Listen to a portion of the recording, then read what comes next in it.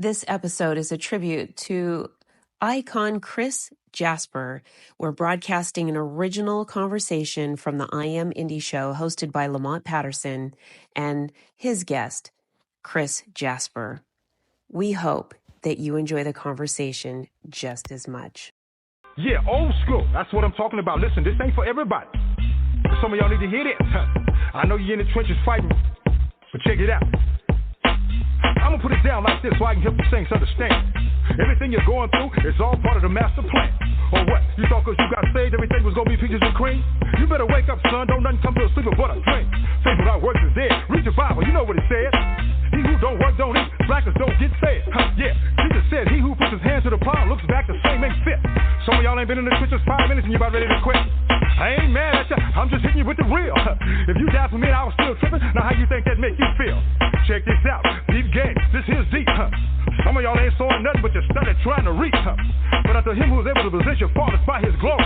Struggles might be part of your testimony, but it ain't the end of the story. Now the point is this was prophesied way back in the day. Choir, sing your hook right here and see if the church can relate. I know we can make it. I know good and well. I can work it out. Work it out. Work it out. Yeah, he'll work it out. I know we can make it. We can make it. I know good and well. I can work it out. Yes, he can. Yes, he can. Yes, he can. Yeah. Thinking not strange, the fiery trials will try you. You say, why you? But your church say, what would Jesus do? Why you asking if he ain't trying to do what he's saying? He told you he was going to have tribulations, but you thought he was playing. 1 minute you tell him how good God is and can't nobody beat your talk. The next minute you're backfighting so fast, it's like you're moonwalking. Oh yeah, I'm preaching to myself because I ain't no better. It ain't like I've been following his every word, obeying it to the letter. So we soldiers, we got to remember that. Regroup, stay on point. Yeah, bow down, confess, repent, stay humble, let him anoint. It ain't easy as I thought it was. I'd be lying if I told you that. But it's showing up getting better all the time. Trust me, that's the fact. Ain't nothing we going through that can't be handled. God put that on his tongue.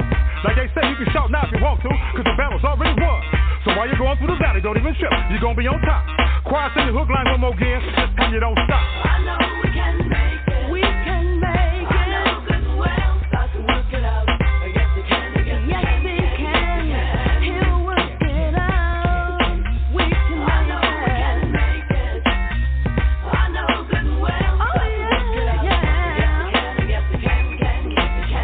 If you let him, I know good and well he can work it out. Work it out. Work it out. Work it out. Work it out. Oh, he'll work it out.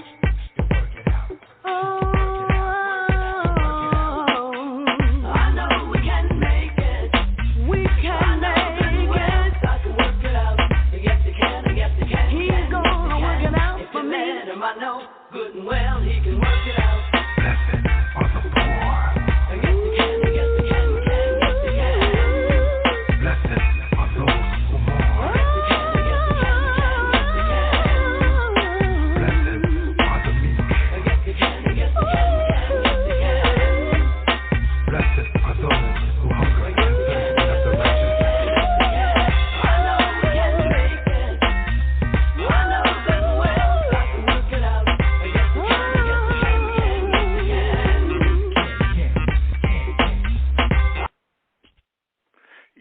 Yeah. We're going to pump the brakes right there, everybody, because I know we could make it because Big Boy said we're going to make it, you know.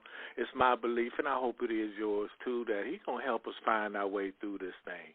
And I hope everybody's doing well, you're safe, and doing everything you're supposed to do so you can see you tomorrow and the next day and the next day and the next day.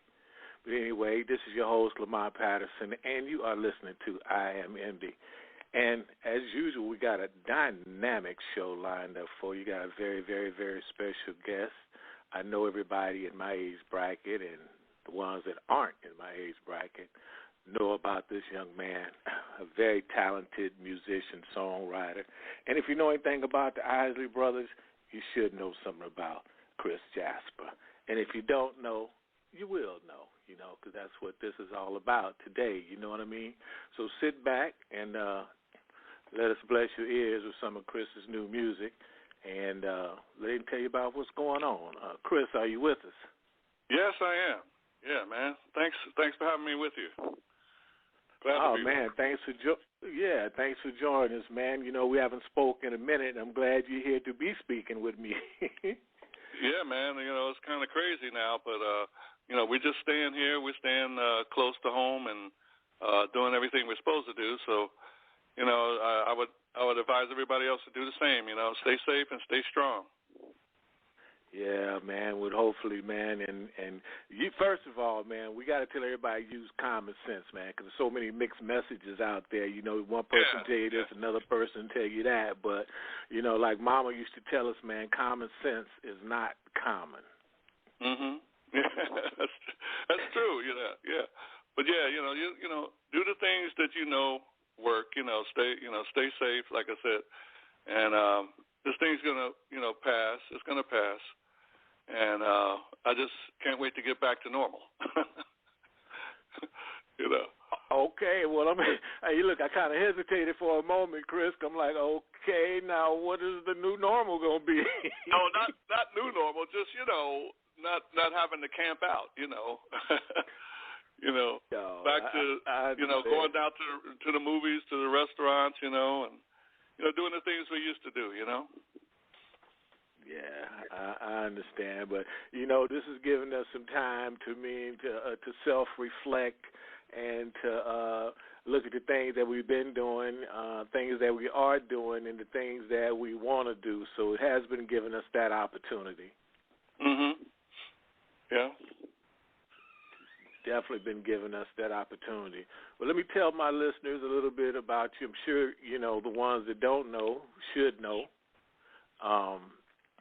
This is Mr. Chris Jasper. He's one of the dynamic writers, songwriters, musicians that put the Isley Brothers on the map. And I know everybody know who the Isley Brothers are, and I'm sure you're familiar with, you know, Chris's music, Between the Sheets, and For the Love of You, and Fight the Power. And I know everybody know those songs. So sit back and let us get into this conversation. If you have any questions and you want to chat with Chris, just press number 1 on your phone, and we'll be glad to let you in and talk to the man personally. So, Chris, let's start off with a little bit about, I don't know the early background and what got you interested in this music business. Well, I guess it started when I was really, really young. I was you know, little kid and about 7 years old, and actually my mother, you know, got me to start taking piano lessons because she saw me, you know, playing like some of, you know, the artists like Sam Cooke, Ray Charles stuff.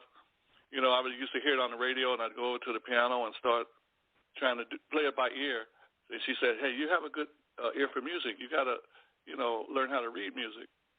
So she hooked me up with a professor that she knew, and she started teaching me a lot about, you know, music and composition and how to read music, and I started to really pay attention, and I learned a lot about composing from a very young age, and I think that's what got me started with music, because I was always, you know, my first love was R&B. I always loved the R&B artists like, you know, Marvin Gaye and Sam Cooke and Ray Charles and all the other ones too, and it started real early for me. You know, there was a time that well, at least where I come from, either you played music, played sports, or picked cotton. But you know, there was a time in the early days, you know, where They had a lot more music programs, you know, and I talked to a lot of the seniors, or should I say elected officials nowadays, about the subject where, you know, they took a lot of music programs out of school at an early age. You know, I remember, you know, playing in the band in elementary school and you know, learning harmony and stuff like that. And, you know, they gave you an instrument to take home without you having any money. That's right. You know, and we didn't have computers back then, so we had to learn how to read music and play an instrument. And I really hate that they did that now. I mean, they gave them computers. They know how to sample music, you know, from, you know, guys like yourself. they learn how to sample that, but I feel like we lost a lot of musicians. Yeah, I think that was a big mistake, taking music education out of the curriculums.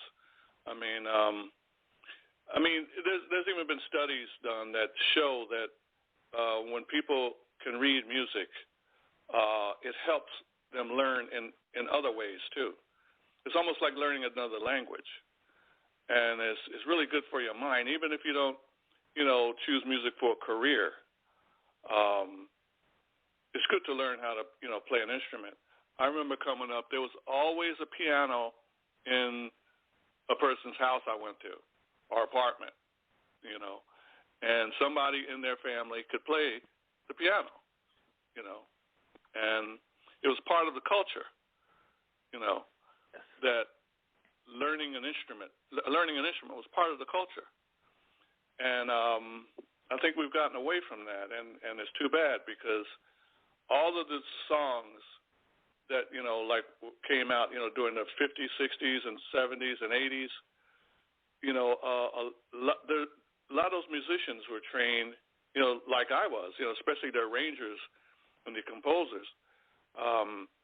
And a lot of great music came out of that era, And I think it's a large part because, like you were saying, people grew up learning how to play instruments. And the musicians are the ones that kind of establish what music is going to sound like, And there was so much diversity back then. Even in the R&B genre, there was so much diversity. You had groups like Earth, Wind & Fire. You had James Brown. You had the whole Motown sound. You had Philly International. You had the Isley Brothers. You had, the Commodores. You had P-Funk. You had Sly and the Family Stone. All of them having their own style.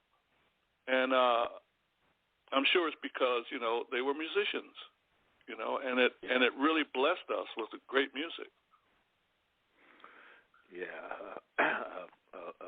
various different artists with various styles, and I hear a lot. I talk to a lot of young artists today, and they say, "Well, I got my own thing. I got my own music, and I got my own sound." And it's kind of funny, Chris, because I always ask them. I say, "Well, what did your mother and daddy listen to?" You know what I mean? Yeah. I mean, it's not nearly as much diversity as it used to be. I mean, a lot of people are copying each other. A lot of songs sound the same. Sometimes you can't tell one artist from the next, and I think that's because the lack of musicianship. Right. Because generally a musician will know what musical direction he wants to take. Like Donny Hathaway didn't sound the same as some other artists, or like a Motown artist. He had his own direction. And that's what you get when you have musicians. And Hathaway, he was also a trained musician. You know what I mean? Mm-hmm. A lot of them were. Even I didn't even know Marvin Gaye was really a great pianist until I started to learn more about him. Right. But he told me I couldn't. He told me I couldn't play basketball worth nothing. He also dabbled in sports a little bit too, But he was, again, musicians generally have their own direction they want to take, and that's good for music. You know what I mean? I think that's really good for music to have all those different branching out, and it really enriches our musical experience. How do you feel about artists? Should I say artists that deal with different producers? And certain producers, they always want to lock artists into exclusive deals. But my thought was, the more different producers you deal with, it kind of opens you up. It brings out things that you don't even know that's within yourself. How do you feel about that? Well, that is true. So different producers have different, concepts of what they want the music to sound like. I think I always believe the more you're exposed to, the more you're going to be able to take your music in different directions. And producers is another way to do it, because, Quincy is going to be different than, say, some other producers, because, Right. he's going to be different because of his background. Look where he took Michael Jackson, Look how his music just opened up, when Quincy got involved. And producers do have their vision too, and Right. That's important. Yeah, I always thought it was a good thing for an artist to, to work with different producers. Like you said, different producers got different styles. They hear different things, and a lot of times they hear and see talent within us that we don't see ourselves yet. Mhm. Yeah, that's true. That's true. And I know that from experience. I know that from experience because there's songs that I wrote for the Isley Brothers that they would have never, the older guys would have never thought to write. They would never thought to write some of those songs. But I heard it, and I knew, hey, if we go this direction, it would be good. But again, like I said, it generally comes from people who have that broad background in music that can take music someplace else. You know what I mean? I always believe a person can't produce what is not inside of them, what they don't have experience with. That's why even in sports you want a coach that has experience, who has done this before, who has lived it. You know what I mean? And his vision for a team, can take a team a certain place. Like a great example was when Walsh took over the 49ers. I don't know if you remember that period of the 49er period. But it took the team to another level, another place, and another scheme, offensive schemes, that I'm sure a lot of the players weren't thinking about, Right. But when he got involved, it took that team, to Super Bowls, And it's the same thing in music. When a person has experience and background in music, Quincy also, he produced Brothers Johnson too. He's a heavy guy, as far as experience. And it took them to another place. I just think that's very important, that whoever is producing has a vision of where they want that music to go or where they want that artist to do within the context of that music, And that's very important. I certainly agree with that. On the flip side, nowadays in the industry, they say you sound so much like this. So I mean, it's good and bad. You know what I mean? Because if you sound like too much like somebody, then it's not a good thing. But then if you sound a little bit like somebody, but not quite like somebody, it's a great thing. It just kind of depends on the A&R, the people, and how they listening and. They really won't say they know what they're looking for, but they really do because they want to compare you with, other artists. And then they don't want you to be too much like that artist because they don't want the competition either. Mhm. So. Yeah, I can understand that. Yeah. So, Chris, so since the Isleys, what have you been doing? I've been doing, really concentrating on my own material, basically. I've produced some other artists too, and I did some work with Shaka Khan, on her CK album. But I've been basically concentrating on my own albums, and the album that I've just finished and that's coming out June 1st, that's going to be my 16th solo album. And it's an album that kind of people were asking me to do, for so many years. Like, why don't you go back and do some of the Isley Brothers songs, that you wrote, back in the day. And it just so happens that my son got married in September, and he asked me to do another version of For the Love of You, the song that was big when I was with the group. And I said, okay, let me mess around. Let me see what I can come up with. And I started working with it, and as I work with it, I liked it more and more, and that was the first song I did for this album, which is an album of covers, and 3 of them are from the Isley Brothers catalog. I did a Sam Cooke song, one of his classics, "Nothing Can Change This Love." That's the single that's out now, and some other popular songs too. And so that was something that I used to do with the group too, is rearrange, a song that was popular, like "Hello, It's Me" or "Don't Let Me Be Lonely Tonight," "Summer Breeze," and I kind of like to do that too. So it was a fun album to do, to do my own arrangements of songs that people were familiar with, Yeah, I can definitely imagine, because as a perfectionist, you always want to see what you could do better. Yeah, you want to make add some new elements to it. You know what I mean? You want the song to be recognizable, but then at the same time, add a little new flavor in there, and sometimes totally different musical statements. And that work well with it too. And that's fun to me, because it brings back a lot of the things that I learned in composition. Studying composition, and how to treat a theme, how to invert it, how to do different things to it to make it new and fresh. So, what would you tell artists out there that they always want to do something new, and they never want to, they always want to do new songs, but seem like they don't want to continue to do the songs that made them happen, if that makes sense? I kind of know what you mean, and that happens, I think, because of maybe people around them.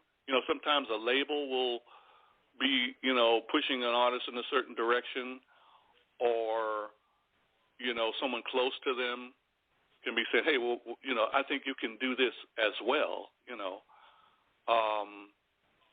But generally, it's good to know where you're strong, where your strong point is. I think every artist should know that. What is it about you that makes you? For me, it happened to be, how I write music, my composition style, the way I produce, the sounds I put in my record, the chord structures that I use are different, and they're unique, and that's what gives me my identity, I realized that a long time ago, and so that's why I maintain that. I maintain that to this day. I write new songs, but there's certain things that will remain within the context of the music that gives it its identity, and other people may have different strong points. I don't know.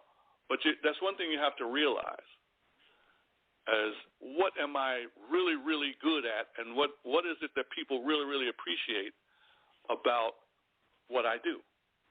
And I think if you get the further away from that you get, I think the weaker the product gets. Right, I agree. I certainly agree with that. Mm-hmm. Something else I want to ask you. Have you always played keyboards, or were there some other instruments that you were interested in? Well, I started with piano and, keyboards. That's what I started with and have been with the longest. But along the way, I picked up, drums and percussion instruments and the bass and guitar. They kind of came a little later. But, they've been a big part of what I do. I play all the instruments on my records, and, if you're getting a Chris Jasper record, you're getting everything, everything is Chris Jasper. It's not just singing, I generally write the songs and play all the music and do all the backgrounds, Well, once in a while I have a little help on the backgrounds, my wife will come in once in a while and help on that, but, you're generally getting everything from me, and I like that because I can play exactly what I want. Sometimes it's hard to tell another musician what to do, you know. Right. Look, especially like Quincy Jones, where Quincy used to say, "Leave your ego outside the door." Yeah. Yeah, you know, sometimes, you know, people, they want to do what they want to do, you know, and I like very specific parts, especially on funk. You know what I mean? Yeah. Funk is very specific if it's done well. You know, you break down any funk song, it's very specific, and you can't be going crazy and, you know, going wild, you know, on a funk song. You know, but sometimes it's hard to rein a musician in, you know.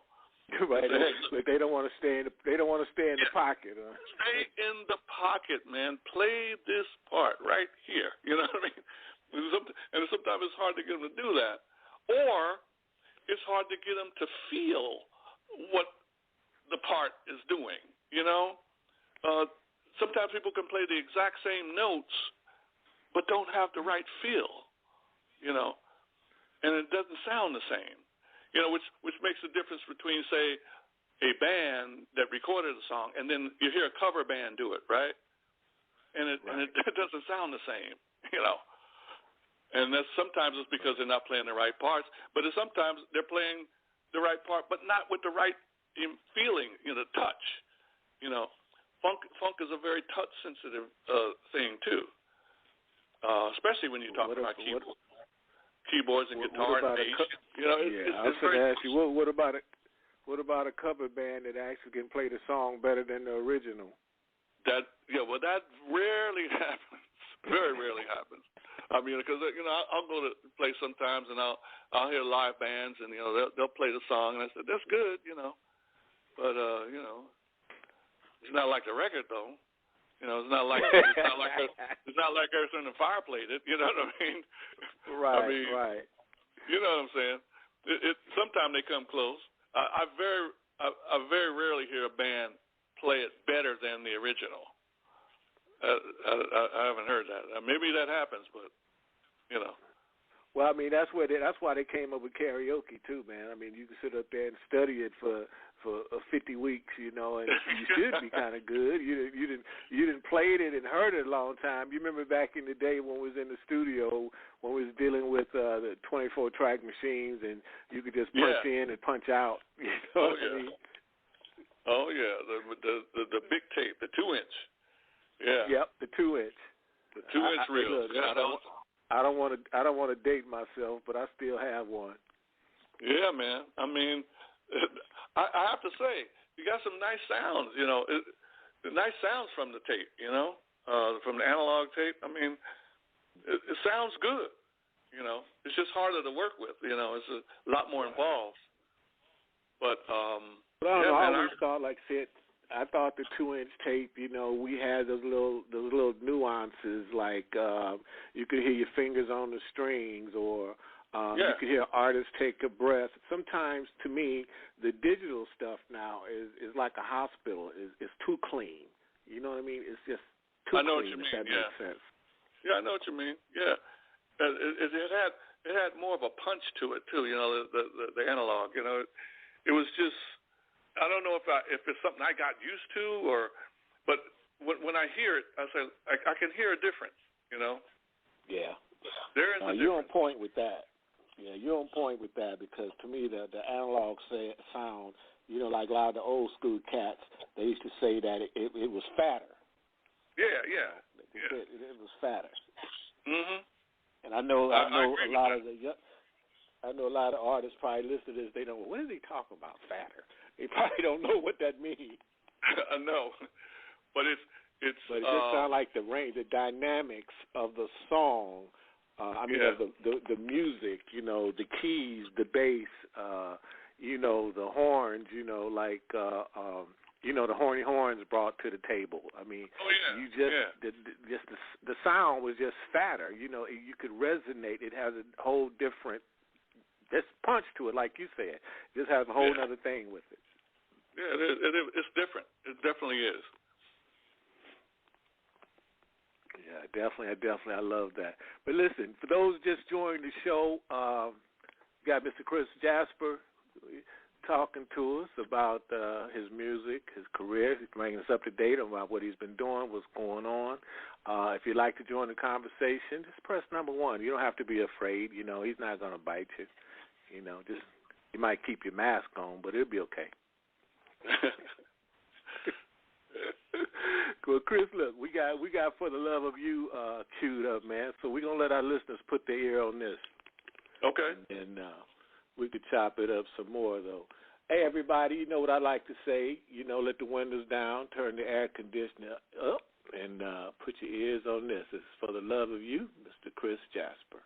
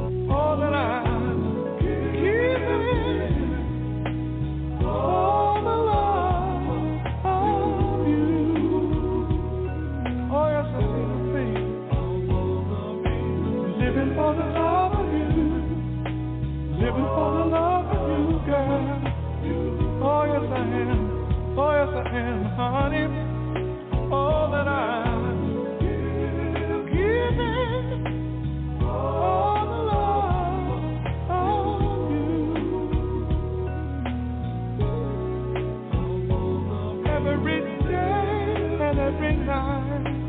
I'm gonna be living the love of you, girl. Living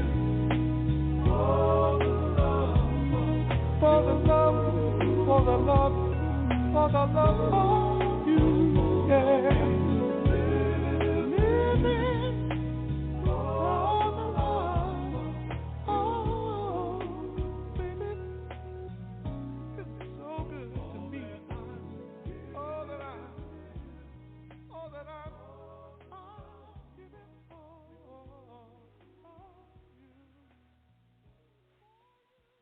I am indie. With your host, Lamont Patterson. I'm independent, but I'm in it. I'm feeling fine all the time. On my pride, I am indie. Alicia Rain. Yeah, everybody, we back with our guest today, Mr. Chris Jasper, and that was For the Love of You. And even if you don't know that song might have been the reason that you're here today. You might have got made on that song, y'all.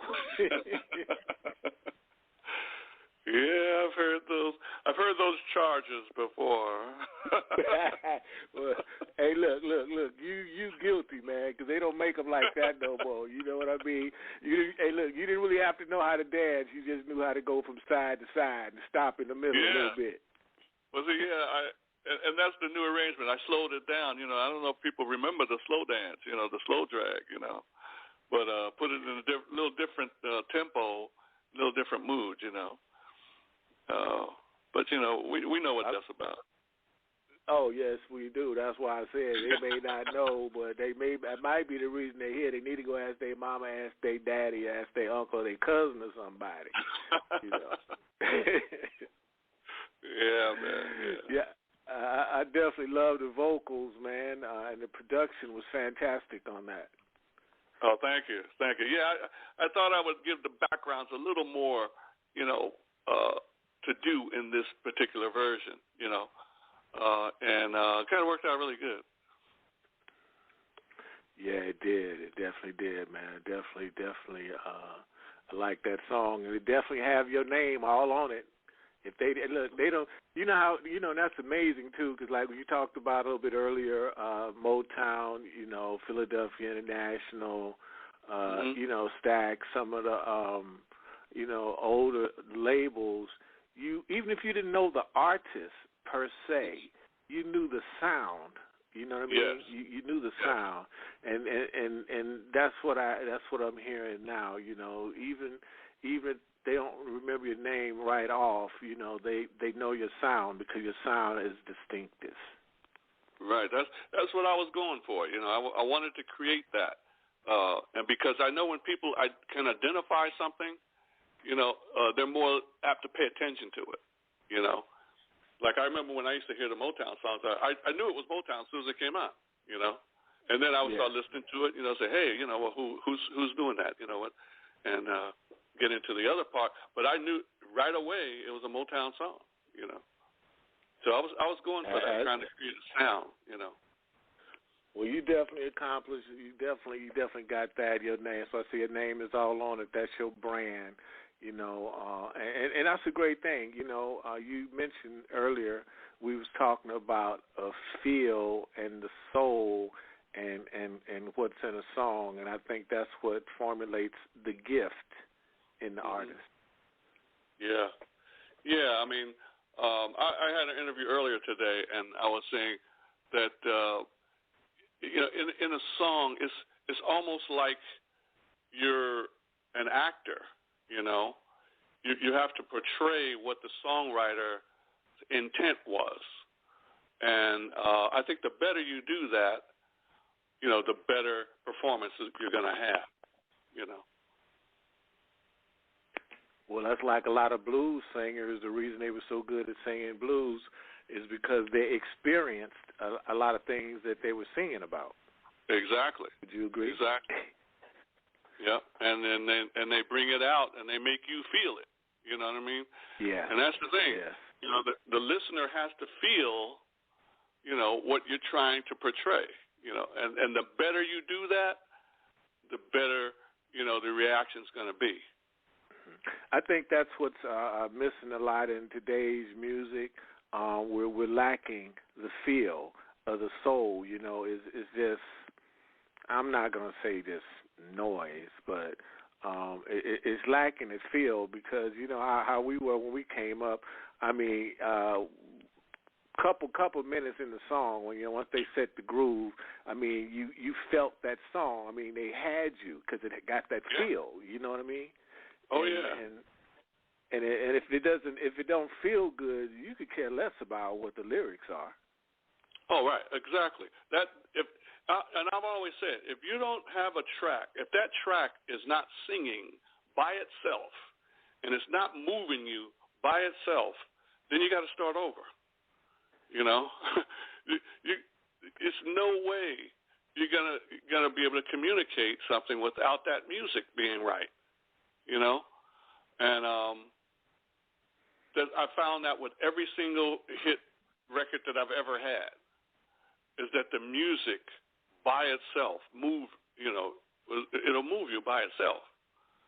Now, what you have to do next is sing a melody and a hook that's equally as moving, you know, then you really got something special. I'm glad you kind of mentioned that, too, because it kind of leads into my next question.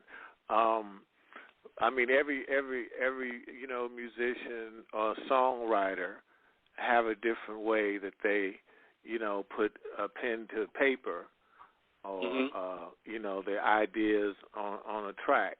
What is your thing? How do you come up? What do you do? Well, generally, I have a musical idea first, you know, whether that be if I'm covering a song or if I'm writing something original. I'll usually have a musical direction where I want to take the song in. And then, you know, usually the melody comes as a result of the chord progressions I'm using. You know, the melody will come to me next. And then usually the lyric is the last thing that comes. But a lyric that matches what the music is portraying too. You know, I mean, you can't have a disjointed lyric.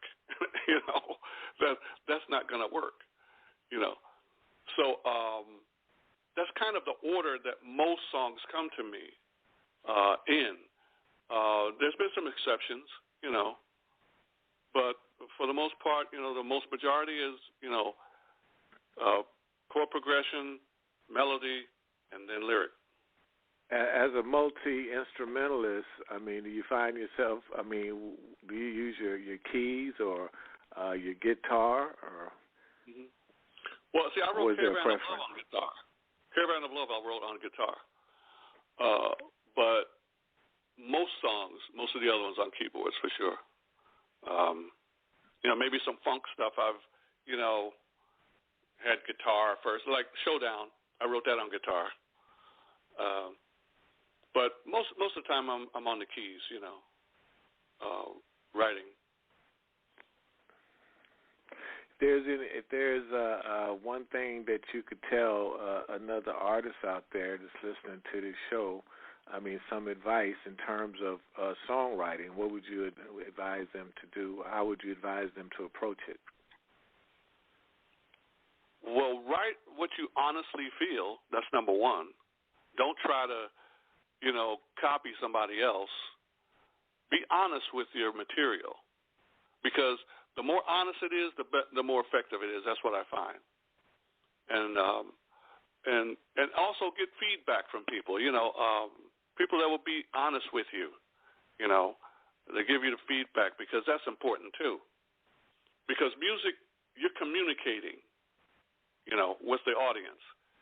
And I find a lot of times people may be writing maybe something that they feel is good, you know, but how is it received? You know, when people hear it, what do they do? Are they feeling what you're feeling? You know what I mean? And I always say songwriting is not for everybody. And a lot of people, ask me that question. I don't think you can really teach songwriting. It's not for everyone. I think it's a gift in a way, and either you're blessed with that, or you can learn a lot about songwriting. But I'm saying songwriting and doing it for hits and doing it consistently. I think that's kind of a gift, and Agreed. it's good to just realize that too, because it'll stop some frustrations. Some people, because some people feel, well, if so and so wrote a hit, I can too. Well, not necessarily. That's true. Hey, look, because every hit maker don't write all hits all the time. Exactly. It's sometimes it's a trial and error thing, where you try something and everything doesn't work. It's sort of like an invention. Every invention the inventor comes up with, it doesn't work, and he has to go back to the drawing board. And it's the same thing with songwriting. Everything you write isn't going to be great. You have to be able to, erase. I remember in composition, I learned a very important lesson, and the professor told me, he said, the composer's best tool is their eraser. And I didn't get it at first when he said it. Well, it dawned on me when the class was over. I said, oh, now I understand what he's talking about. Because everything you write isn't going to be great. You have to be able to go back, revise it, work on it. And that's very important, to detach yourself from what you're doing. A lot of people's egos get involved in their writing, and that's the last place your ego should be. I was going to ask you about that too, Chris, about the last place. Artists being able to humble themselves and be able to accept corrective criticism. That's right. If you're egotistical and you start writing, you should just quit. Because immediately. Just quit. Just stop. Because what you come up with probably is not going to, work. It's something you have to work at and be honest about. You have to be honest about it. You have to take your feelings out of it. And that's the only way you get to a place where, all right, I really feel like I'm doing something now. Because you have to take yourself out of it. And I know that's hard for some people to do, but you have to learn that. You have to learn how to be selfless. And once you get to that place, then, you know how, you remember the story of Karate Kid? How he made him do other little things to get him to train, to get his mind straight. He didn't even teach him any karate at first. Told him to paint the fence, do this, do that, do that. Just do some menial things that will get your mind straight. Then the teaching starts. And that's kind of how you have to be as a composer. You can't have this giant ego and be a great composer, because it gets in the way. Ego and composition fight each other. If anybody's ever worked around Quincy Jones, boy, that's one lesson that they definitely learned. Oh yeah, he'll tell you in 1 second. Leave your ego outside. This is not about ego here. Okay, who you are. I mean, when he was working on that song, We Are the World. I mean, you had some of the biggest stars in the world coming in there. Yep, I was around doing that. Back on the block and stuff. Don't come in here saying I'm Mr. So-and-so. It's not about that, People call you what they call you. You're not supposed to be calling yourself anything. Right. You know what I mean? You let the people call you something. You know what I mean? That's how I feel about it. I never felt I was, extraordinary, great person. I don't think that way. I mean, if somebody else calls me that, that's that's them saying that. I'm not saying that to myself, though. I'm saying there's still something I can do. There's still something I can accomplish. There's still something I haven't done. You know what I mean? I'm always hungry. I'm always hungry. You know, and that's why you continue to have the success that you have as well. Yeah, I don't feel I've reached a pinnacle or anything, even though people tell me I have. But that's them telling me. You know what I mean? That's not me saying it. Right. You know, that's a big difference. A total big difference, because if that's when you start feeling like that, the day is almost over, man. But as long as you don't feel like that, you got a lot more to give, a lot more life, a lot more drive, a lot more creating to do. But once you throw the pen and pencil away, then, you know, you're totally on a extended vacation, so to speak. Yeah, I've seen it before where people, you know, they stick their chest out and say, "Oh yeah, I'm so and so," and then you see creativity. You know, well, they haven't done that in 5 years or 10 years. What happened? You know what I mean? It's like, well, that fights creativity. Right. You see what I mean? They start talking about they got writer's block. Yeah, it pours water on the fire, man. You know what I mean? Yeah.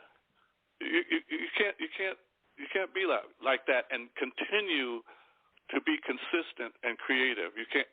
The two things don't match. And that's some definitely jewels you're giving to our listeners that they definitely need to write down and adhere to. And I guess to put it in a real simple term, learn how to get out of your own way. There you go. There you go. Yes. We got another song of yours up here, Chris. We're going to let our listeners put their ear on this, and then, you know, we can come back and talk about it. Nothing can change this love. Yes. All right. Yes. Everybody, you know the drill. Let the windows down, turn the air conditioner up, and put your ears on this. Nothing can change this love, Mr. Chris Jasper.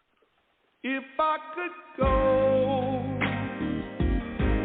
a million miles away, I'd write you a letter each and every day. 'Cause honey, nothing can ever change this love I have for you. Only you can make me weep, oh yeah, and you can make me cry when you see me coming, and you just pass me by. But girl, there ain't nothing can ever change this love I have for you. Oh, for you. You're the apple of my eye, your cherry pie, baby. Oh, you know your cake and ice cream. Oh, your sugar and spice and everything nice, baby. And guess what? You're the girl of my dream. Oh, if you wanted to leave and you wanted to roam, and when you get back, I'll just say, welcome home, honey, 'cause there ain't nothing, no.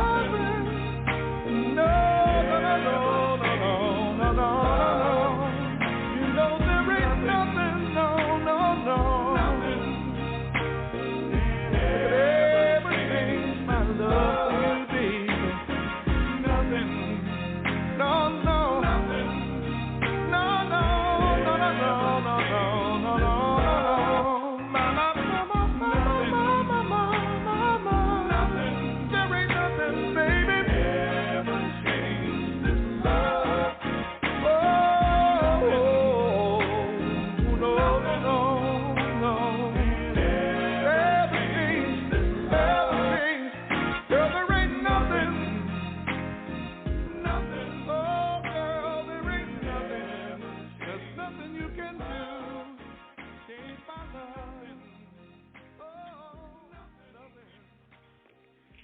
Yeah, Mr. Chris Jasper. Nothing can change his love. You know, Chris. You know. I heard a little Sam Cooke in there. Oh yeah, man. That's his song. You know, that's one of his classics. And my wife and I, we were listening to his greatest hits, and this song, "Nothing Can Change This Love," came on, and Margie said, hey, Chris, you can do something with this one. I'm sure, because we were looking for things to cover, And I said, yeah, okay, I'm gonna work with this. And the more I worked with it, the more I liked it, man. And I really enjoyed doing it because he was like, my favorite singer, like a soul singer, and it was just a great thing to do a tribute to him, and because he influenced me in a lot of ways with vocally, So very happy with doing that song. Right, and you did well, my friend. You definitely did it well. So my hat's off to that, man, and I definitely enjoyed it, and I'm sure our listeners out there enjoying it. I mean, because you're taking us back to real music, Yeah, I think that's important, that people don't forget, where all this stuff started and where it came from, And, that was like the beginnings of, R&B, getting popular, becoming popular, They used to call the blues like, race music, and a lot of people wouldn't play it.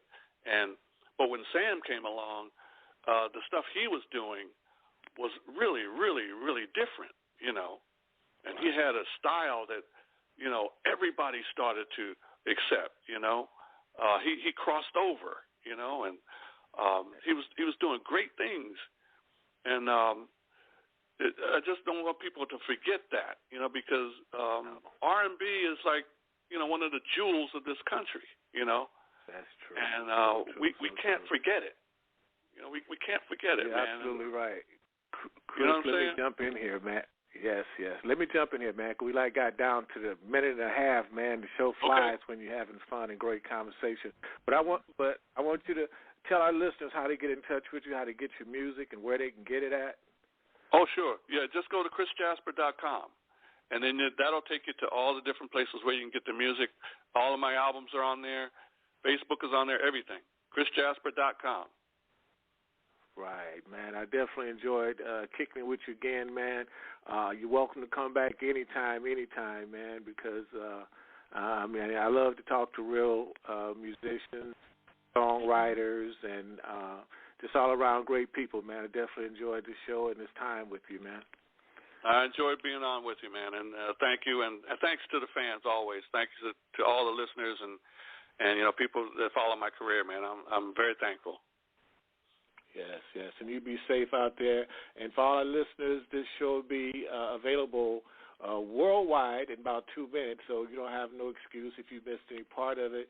You could hear it on all the platforms. It's not any platform out there this show is not going to be available. And check it out. You won't be disappointed. And for all you artists out there, Chris dropped some jewels that could definitely help you with your career. And that's all I got for today. Thank you again, Chris. Enjoyed you, man. Be safe.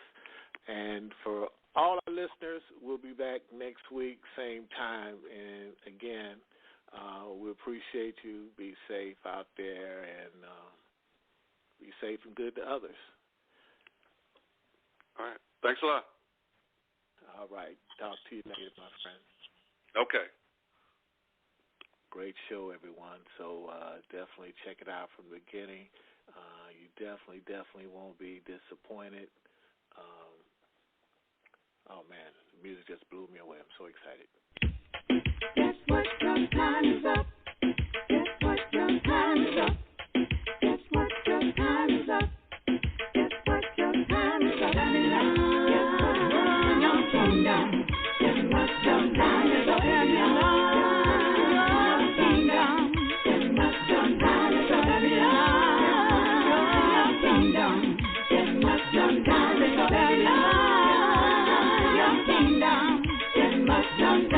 Not by power, not